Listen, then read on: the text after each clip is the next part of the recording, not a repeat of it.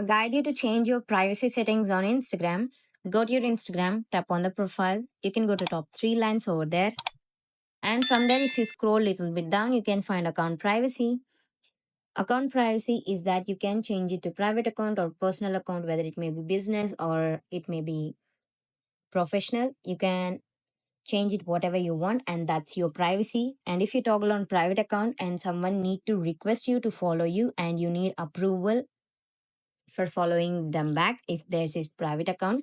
And if you scroll down a little bit back, here you can find limit interactions. Limit interactions itself says that how much time you are limited to the Instagram, you can toggle it on.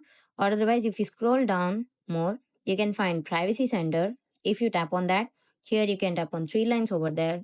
You can see common privacy settings, more privacy resources. You can change whatever the settings or the privacy you needed on Instagram. This is how you can change them. Thank you.